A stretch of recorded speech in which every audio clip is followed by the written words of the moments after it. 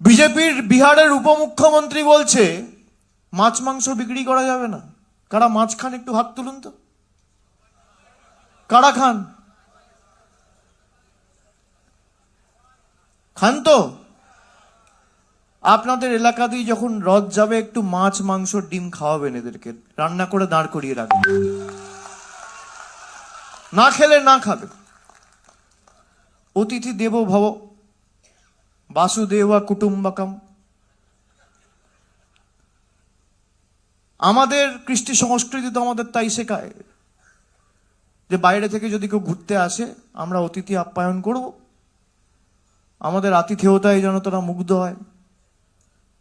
কারোর বাড়িতে কেউ এলে কেউ মিষ্টি আনে, কেউ দই আনে, কেউ সন্দেশ দেয়, কেউ শরবত দেয়। আবার যদি মায়েরা একটু বেশি করে রান্না করে তখন ভাত দেয়, সাথে একটা ডিম থাকলে ডিম দেয়। আমি বলবো মাছ মাংস সব তৈরি করে রাখবেন, হাতে করে নিয়ে দাঁড়িয়ে থাকবেন বাবুদের জন্য।